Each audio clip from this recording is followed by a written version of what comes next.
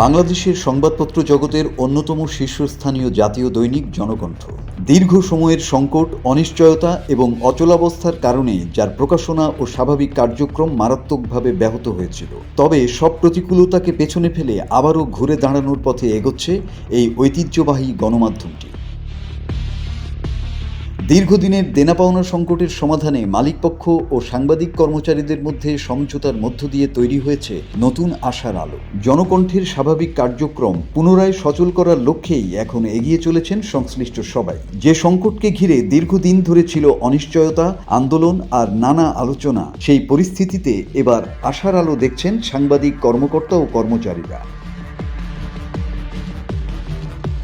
জানা গেছে, মালিকপক্ষ শুরু থেকেই দেনা পাওনা পরিশোধে আগ্রহী ছিল, অন্যদিকে কর্মীরাও তাদের ন্যায্য পাওনা গ্রহণে সম্মত ছিলেন। কিন্তু অভিযোগ উঠেছে একটি স্বার্থান্বেষী মহল, সন্ত্রাসী গোষ্ঠী এবং কিছু আন্দোলনকারী বিভিন্নভাবে সমঝোতার প্রক্রিয়ায় বাধা সৃষ্টি করে। নানা অপচেষ্টা ও ষড়যন্ত্রের মাধ্যমে পরিস্থিতিকে জটিল করে তোলার চেষ্টা করা হয়।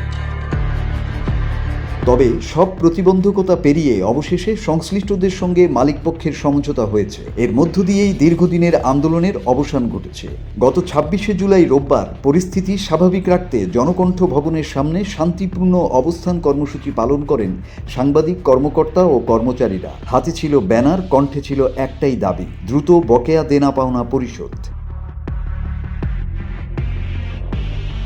ব্যানারে লেখা ছিল, আমরা কোনো ষড়যন্ত্রে লিপ্ত হতে চাই না, মালিকপক্ষ পাওনা মিটিয়ে দিতে ইচ্ছুক, আমরা আমাদের ন্যায্য পাওনা বুঝে নিতে চাই, অনাকাঙ্ক্ষিত ভুল ও বিশৃঙ্খলা সৃষ্টির জন্য কর্তৃপক্ষের কাছে আন্তরিকভাবে ক্ষমা প্রার্থী।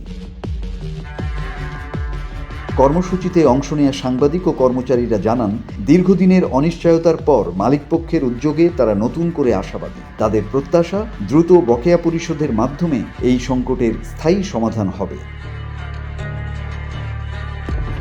বক্তারা বলেন, প্রতিষ্ঠানের স্বাভাবিক কার্যক্রম বজায় রাখা এবং সবার স্বার্থ রক্ষার লক্ষ্যেই তারা শান্তিপূর্ণভাবে কর্মসূচি পালন করেছেন। একই সঙ্গে আলোচনার মাধ্যমেই দ্রুত ইতিবাচক সমাধান চান তারা। উল্লেখযোগ্য সংখ্যক সাংবাদিক, কর্মকর্তা ও কর্মচারীর উপস্থিতিতে অনুষ্ঠিত এই অবস্থান কর্মসূচি স্পষ্ট বার্তা দিয়েছে, সংঘাত নয়, আলোচনার মাধ্যমে ন্যায্য পাওনা আদায় এবং প্রতিষ্ঠানের স্বাভাবিক পরিবেশ ফিরিয়ে আনাই এখন তাদের প্রধান লক্ষ্য। Desk report, Janakantha.